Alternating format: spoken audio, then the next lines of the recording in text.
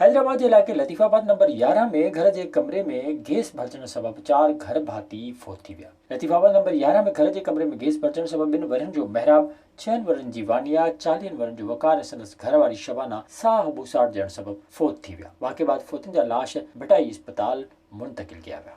तलार में जो अणजातल जवाबदार ॻोठाणे जे घर के बाहि ॾेई छॾी। ॻोठ अब्दुल्ला खान उमरानी में रात जो नामालूम माण्हू नाथू खान उमरानी जे घर के बाहि ॾेई हलिया विया। बाहि लॻण सबब घर में पयल हंध बिस्तरनि कपड़नि समेत समूरो सामान ऐं हिक बकरी सड़ी रखी वई। मुतासिर तरफ़ां वस वारनि खे सहायता करण जी अपील कई वई आहे। कुंभ में PPHI जे प्लाट ते बासर कब्ज़ो करे दुकान अॾे छॾिया आहिनि। समाजी धुरनि जो चवणु आहे त बासरनि तरफ़ां PPHI जे प्लाटनि ते कब्ज़ो करण जो सिलसिलो रुकिजी न आहे सघियो। समाजी अॻवाननि मूजिबि अॻु बि अस्पताल जे स्टोर ते बासर कब्ज़ो करे दुकान ठाहे छॾियो आहे। समाजी धुरनि मुताबिक़ कयो त बासरनि ख़िलाफ़ कार्रवाई करे अस्पताल जे प्लाटनि तां कब्ज़ा ख़तमु कराया वञनि। टंडे अलियार वेझो रोड जी तामीर जे आड़ में लखें रुपयनि जे वणनि जी वाढी जारी आहे। चिंबड़ टंडे अलियार रोड जे मरमत जे आड़ में बासर 38 वणनि खे वढे भुॻड़नि मुठे एवज़ विकिरो करे छॾिया आहिनि। ठेकेदार ऐं बासर गठजोड़ कंदे वण 3 लखनि में विकिरो करे छॾिया आहिनि। सुञाण धुरनि वणनि जी वाढी रुकराए जवाबदारनि ख़िलाफ़ कार्रवाई जो मुतालबो कयो आहे। विज़िट कयो अवामी आवाज़ मीडिया ग्रुप जी वेबसाइट awamiawaz.pk